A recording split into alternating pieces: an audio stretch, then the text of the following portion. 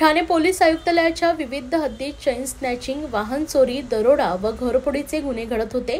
या गुन्ह्यांमध्ये सर्वसामान्य जनतेची मौल्यवान मालमत्ता चोरीस गेली होती। या गुन्ह्याचा तपास गुन्हे शाखा घटक 3 कल्याणच्या पथकानं यशस्वीरित्या केलाय। गुप्त बातमीदारांची माहिती व तांत्रिक विश्लेषणाच्या आधारे इराणी व शिकलगार टोळींच्या 4 सराईत गुन्हेगारांना अटक करण्यात आली। त्यामध्ये वसीम सय्यद उर्फ वसीम काला, कौसर जाफरी उर्फ बुशी, तर शिवसिंग बावरी व पूनम कौर बावरी यांचा समावेश आहे। या आरोपींच्या चौकशीत ठाणे व नवी मुंबई पोलीस आयुक्तालयातील 29 गुन्ह्यांची कबुली मिळाली असून त्यात 1 दरोडा, 20 चेन स्नॅचिंग, 5 वाहन चोरी व 3 घरफोडीचे गुन्हे उघडकीस आलेत। यामध्ये एकूण 36,29,725 रुपयांचे सोन्याचे दागिने व 6 चारचाकी गाड्या जप्त करण्यात आले।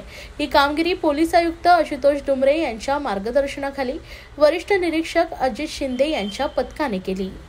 घटक 3 चे अधिकारी PI Ajit Shinde, API Sarjerao Patil, API उगल मोगले, पीएसआय भिसे आणि त्यांच्या टीमला गोपनीय माहिती मिळाली होती की पोलीस आयुक्तालय ठाणे क्षेत्रामध्ये नवी मुंबई आणि मीरा भाईंदर मुंबई या ठिकाणी जबरी चोरी, घरफोडी, वाहन चोरी करणारी टोळी कार्यरत आहे। त्यांची गोपनीय माहिती मिळाल्यानंतर त्या अनुषंगाने अधिक तपास केला, पुरावा जमा केला। त्या अनुषंगाने आपण 4 आरोपींना ताब्यात घेतलं आहे। एक आरोपी क्रमांक 1 हा वसीम काला, राहणार आंबिवली कल्याण, त्याची बहीण कौसर युसुफ अली, त्यानंतर शिवासिंग बावरी आणि पूनम कौर बावरी असे 4 आरोपी आपण अटक केलेले आहेत।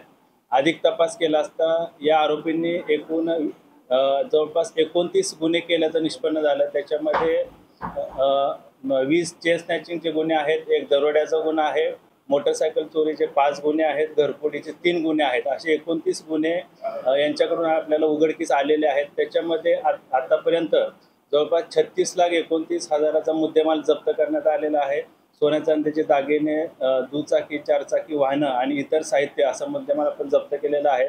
या शिवासिंग बावरी आणि पूनम कौर बावरी यांच्यावर यापूर्वी जवळपास 25 पेक्षा जास्त गुन्हे विविध पोलीस स्टेशनमध्ये ठाणे असेल, नवी मुंबई असेल, मुंबई असेल या ठिकाणी दाखल आहेत।